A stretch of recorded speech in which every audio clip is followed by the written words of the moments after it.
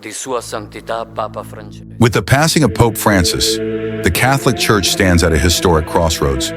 Over 1.4 billion Roman Catholics now await the choice of a new leader, a decision that could shape the Church's future for generations. As the world watches, the College of Cardinals prepares for one of the most important elections in modern history. Who will be the next pope? The decision could have a profound impact on the Catholic Church and the lives of the world's 1.4 billion baptized Roman Catholics. But it also promises to be a highly unpredictable and open process for many reasons. The College of Cardinals will meet in the Sistine Chapel, debating and voting until a single name emerges. 80% of these cardinals were appointed by Pope Francis himself.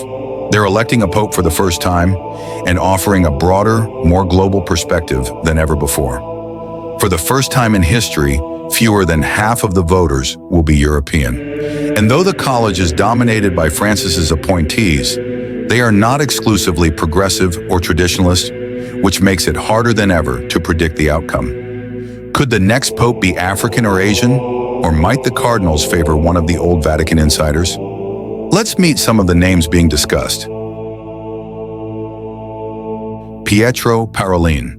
Nationality, Italian. Age 70. Cardinal Parolin has been the Vatican's Secretary of State under Pope Francis, essentially the Pope's chief advisor. Having served as deputy pope in all but name, he's seen as a front-runner. Parolin is known for prioritizing diplomacy and a global outlook, sometimes at the expense of strict dogmatic purity. His supporters see that as a strength, his critics a weakness. In 2015, he called Ireland's landmark same-sex marriage vote a defeat for humanity. Though bookmakers back him, Parolin knows the old Italian saying well, "He who enters a conclave as pope leaves as a cardinal." Historically, 213 of 266 popes have been Italian, but the Church's pivot away from Europe might work against him. Luis Antonio Tagle, nationality, Filipino, age 67. Could the next pope come from Asia? Cardinal Tagle brings decades of pastoral experience, a leader among the people, not cloistered in Vatican bureaucracy.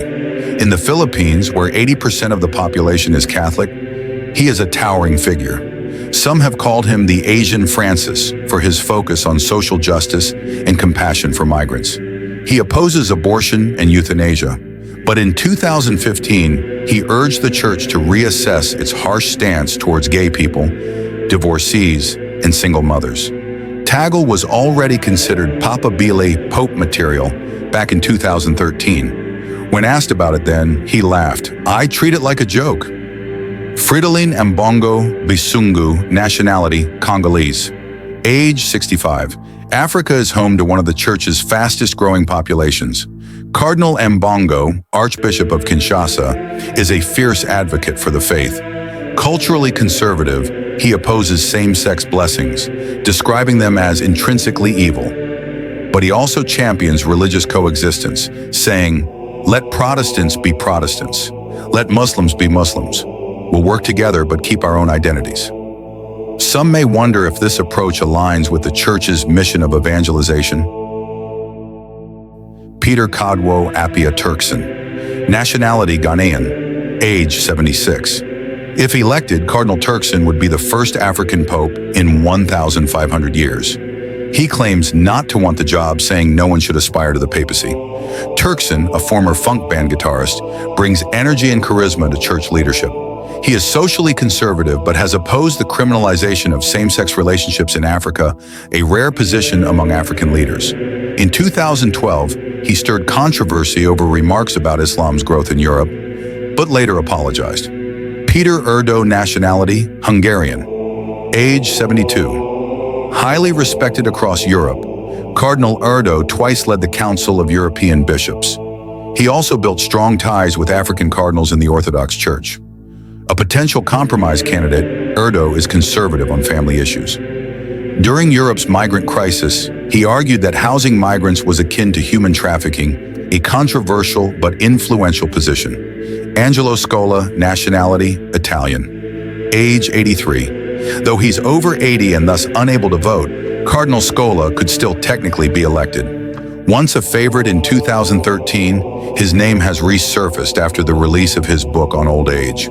Pope Francis himself wrote the preface, expressing deep affection for Scola. But many cardinals may seek a younger, more future-focused leader. Reinhard Marx, nationality, German, age 71. Germany's top Catholic figure, Cardinal Marx is an experienced Vatican insider. A trusted advisor to Pope Francis, Marx has been involved in church reforms, especially financial transparency.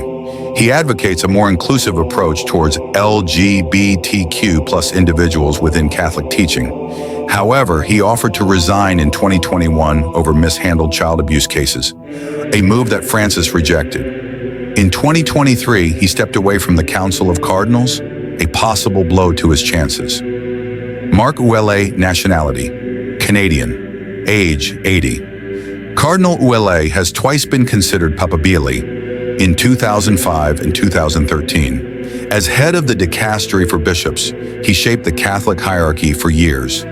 Ouellet is a conservative voice with a modern touch, defending celibacy for priests but encouraging greater roles for women within the church.